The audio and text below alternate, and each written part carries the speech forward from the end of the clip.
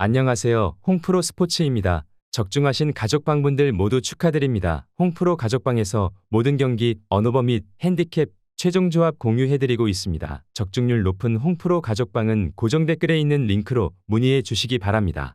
3월 19일 새벽 챔피언스 리그 4경기 분석 시작하겠습니다. 먼저 바르셀로나 대 뉴캐슬 유나이티드 경기 알아보겠습니다. 바르셀로나는 공을 오래 점유하기보다 상대 중원과 수비 라인 사이를 찢어 들어가는 타이밍의 강점을 가진 팀이고, 페란 토레스는 박스 안에서 마무리 타이밍을 읽는 감각이 좋아 짧은 순간에도 슈팅 각을 먼저 만들어낼 수 있는 자원이며, 라민 야말은 단순한 측면 돌파를 넘어 수비가 정렬되기 전에 가장 예리한 방향으로 드리블과 패스를 선택할 수 있어 공격 전개의 핵심 축 역할을 할 수 있다. 여기에 다니 올모 역시 하프 스페이스와 박스 외곽을 오가며 짧은 연계와 침투 타이밍을 동시에 살려줄 수 있어 공격 흐름을 자연스럽게 이어주는 자원이다. 특히 라민 야말이 바깥에서 흔들고 올모가 안쪽에서 받아주며 페란 토레스가 마무리 구간으로 들어가는 패턴이 반복되면 상대의 수비는 정렬 전에 흔들릴 가능성이 높다. 반면 뉴캐슬은 중원에서 전진 패스를 찔러 넣는 타이밍이 공격 완성도를 좌우하는 팀이고, 볼테마드는 박스 안 침투와 마무리 감각은 있지만 전진 패스 타이밍이 늦어지면 등을 진 채 받는 장면이 늘어나며 공격 템포가 끊길 수 있다. 고든 역시 측면에서 직선적인 가속과 안쪽 침투가 위협적이지만 중원 전개가 늦어지면 이미 수비가 정렬된 상태에서 1대1을 시도해야 하는 부담이 커질 수 있다. 토날리는 중원에서 템포 조절과 방향 전환을 맡을 수 있지만 전진 패스 타이밍이 어긋나면 공격 흐름이 중간에서 끊기며 상대에게 재정비 시간을 내줄 수 있다. 결국 이번 매치업은 뉴캐슬이 전개 타이밍에서 흔들리는 순간 바르셀로나가 빠른 전환으로 그 틈을 파고들 가능성이 큰 경기다. 이번 경기는 뉴캐슬이 중원에서 전진 패스 타이밍이 어긋나며 공격 흐름이 끊기는 장면이 나올 경우 그 순간 바르셀로나가 빠른 전환으로 수비 사이 공간을 공략하며 결정 장면을 만들어낼 가능성이 있고, 라민 야말과 올모, 페란 토레스로 이어지는 침투 패턴이 반복되면 흐름이 한쪽으로 기울 수 있다. 바르셀로나 승리를 추천합니다. 이어서 리버풀 대 갈라타사라이 경기 알아보겠습니다. 리버풀은 단순히 점유를 길게 끄는 팀이 아니라 전방 압박 이후 세컨볼을 먼저 건드리며 곧바로 박스 앞까지 밀어붙이는 연속 공격 구조가 강한 팀이고, 에키티케는 전방에서 등을 지는 플레이도 가능하지만 더 위협적인 장면은 반박자 빠르게 슈팅을 가져가는 순간에서 나오며 수비가 정렬되기 전에 먼저 때려 버릴 수 있는 감각이 살아있는 자원이고, 모하메드 살라는 측면에서 바깥과 안쪽을 모두 활용하며 수비 시선을 한쪽으로 끌어당긴 뒤 반대편 공간까지 열어주는 영향력이 큰 자원이며, 맥 앨리스터는 단순한 볼 배급을 넘어서 압박이 걸리는 구간에서도 세컨볼 낙하 지점을 먼저 읽고 한 발 먼저 전진해 공격을 다시 이어붙일 수 있는 자원이라 1차 공격이 막혀도 흐름이 끊기지 않는 구조를 만들 수 있다. 결국 리버풀은 세컨볼을 기점으로 두 번째, 세 번째 공격까지 이어지며 박스 앞에서 반복적으로 찬스를 만들어낼 수 있는 팀이다. 반면 토트넘은 전방 개별 자원들의 움직임과 파괴력은 분명하지만 중원에서 압박을 받을 때 대응이 매끄럽지 못하고 특히 세컨볼 상황에서 한 박자씩 늦는 장면이 반복되며 1차 경합 이후에도 볼을 상대에게 다시 내주며 수비 상황이 길어지는 흐름이 자주 나온다.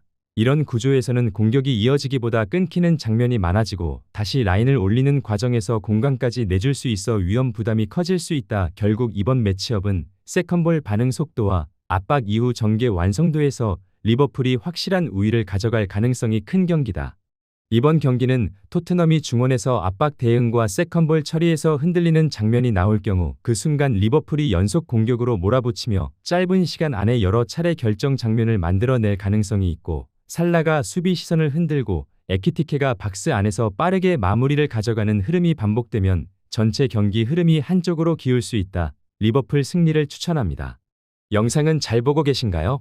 핸디, 언오버 및 최종 조합 공유받아 보실 수 있는 가족방 입장 방법 알려드리겠습니다. 첫 번째로 영상 하단에 댓글을 클릭해 주세요. 두 번째로 댓글에 링크를 클릭해 주세요. 마지막으로 채팅 참여하기 후 메시지 주시고 답장 기다려 주시면 됩니다. 나가기 하시면 가족방 입장 시켜드릴 수 없습니다. 언제든 편하게 문의 주시기 바랍니다. 이어서 바이에른 뮌헨 대 아탈란타 경기 알아보겠습니다.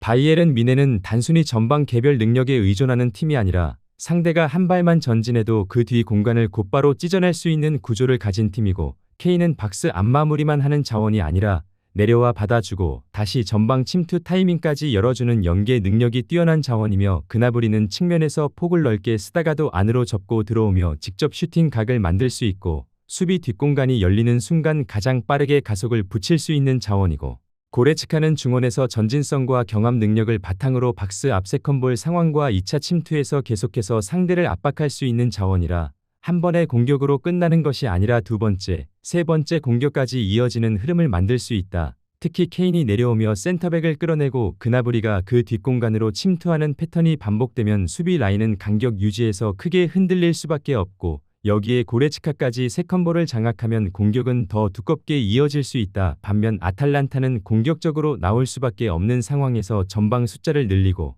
라인을 끌어올리는 선택을 할 가능성이 높지만 이 과정에서 1차 압박이 끊기는 순간 3백 옆 공간과 중원 앞 공간이 동시에 열릴 수 있고 바로 그 지점이 가장 치명적인 약점으로 이어질 수 있다. 특히 공격이 끊긴 이후 재정렬 과정에서 한 박자만 늦어져도 상대에게 전방으로 빠르게 찔리는 장면을 반복적으로 허용할 수 있는 구조라 위험 부담이 크다. 결국 이번 매치업은 아탈란타가 공격적으로 나올수록 바이에른 뮌헨이 전환 한 번으로 더 큰 기회를 만들어낼 가능성이 높은 경기다. 이번 경기는 아탈란타가 전방 숫자를 늘리고 라인을 끌어올리는 과정에서 압박이 한 번만 끊겨도 수비 사이 공간이 크게 벌어질 수 있고 그 순간 바이에른 뮌헨이 케인의 연계와 그나브리의 침투를 통해 빠르게 찬스를 만들어낼 가능성이 있으며 여기에 고레츠카의 세컨볼 가담까지 이어지면 공격 흐름이 반복적으로 이어질 수 있다. 바이에른 뮌헨 승리를 추천합니다. 이어서 토트넘 대 아틀레티코 마드리드 경기 알아보겠습니다. 토트넘은 전방 자원 개별 능력은 분명히 위협적인 팀이지만 이번 경기에서는 무리하게 라인을 끌어올리며 난타전으로 갈 가능성은 크지 않고 콜로 무아니는 수비 라인이 올라오는 순간 직선적인 침투와 가속으로 한 번의 분위기를 바꿀 수 있는 자원이며 마티스텔은 측면과 안쪽을 오가며 슈팅 타이밍을 만들어낼 수 있고 사비 시몬스는 좁은 공간에서도 볼을 지켜내며 전개의 흐름을 이어줄 수 있는 자원이라 한 번씩 찬스를 만들어낼 수 있는 구조는 갖추고 있다. 다만 이번 경기 흐름은 템포를 조절하며 필요한 순간에만 전진 강도를 올리는 운영으로 갈 가능성이 높아 공격이 계속 이어지기보다 끊기는 구간이 반복될 수 있다. 반면 AT 마드리드는 이미 1차전에서 큰 점수 차 리드를 잡은 상황이라 무리하게 라인을 올리기보다 간격을 유지하며 경기 전체를 관리하는 운영을 가져갈 가능성이 크고 루크만은 순간 가속으로 넓은 공간을 찢어 들어갈 수 있는 자원이며 알마다는 짧은 패스로 공격의 연결 고리를 만들어주고 코케는 템포 조절과 방향 전환을 통해 흐름을 안정시키는 역할을 맡을 수 있다. 하지만 이 팀 역시 이번 경기에서는 적극적인 공세보다 상대 움직임을 받아치며 필요한 순간에만 전환을 가져가는 실리적인 운영에 더 초점을 둘 가능성이 크다. 결국 이번 매치업은 양팀 모두 무리하지 않는 선택을 하며 공격 템포가 끊기고 다시 정렬하는 장면이 반복되는 흐름으로 이어질 가능성이 높은 경기다. 이번 경기는 토트넘이 무리하게 라인을 끌어올리지 않고 템포를 조절하는 흐름으로 갈 가능성이 있고 AT 마드리드 역시 이미 앞선 상황에서 간격을 유지하며 실리적으로 대응할 가능성이 커 서로 강하게 맞물리기보다 끊고 다시 시작하는 장면이 반복되며 전체 경기 흐름이 느려질 수 있다. 무승부를 추천합니다.